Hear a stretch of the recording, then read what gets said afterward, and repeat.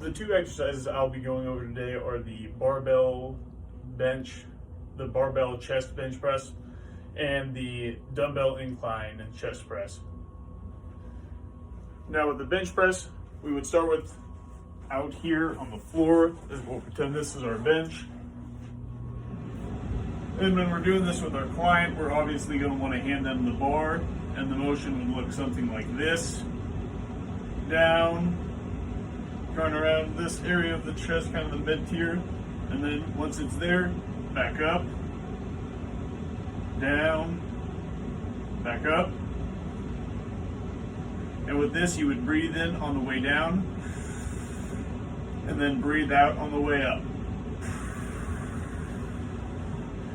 The eccentric and concentric motions for this exercise would be, the eccentric would be on your way down, and your concentric would be on your way up. And as the trainer in this situation, you would want to be right behind where the head of the bench press is. And when you're just watching your client, you can even go underneath the bar, just if they need some assistance, go up, and you're just watching, making sure they don't start going down on one side. They could hurt themselves, tear something, or if you're not paying attention, they could possibly hurt themselves by letting the bar drop too fast because you weren't paying attention and spotting them.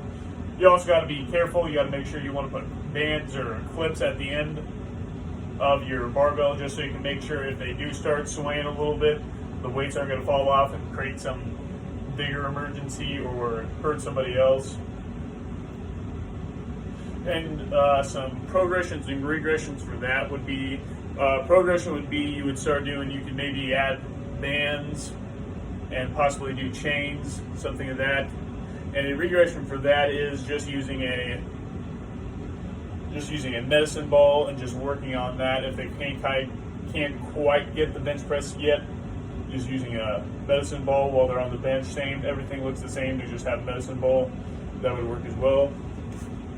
For the second exercise, dumbbell incline press, we're going to pretend this is at an incline.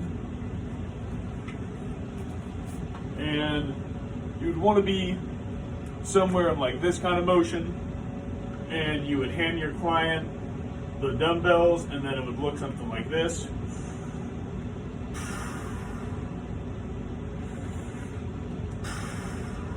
And you want to breathe in on the way down and then breathe out on the way up. On the way down is our eccentric motion of this exercise. On the way up is the concentric motion of this exercise.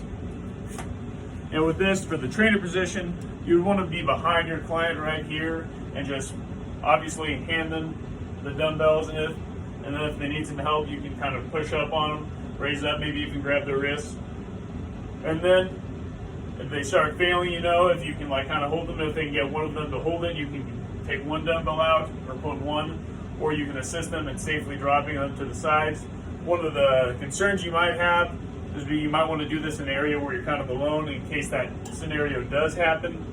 You don't want anybody to be near because you don't want to hurt anybody while you're training someone.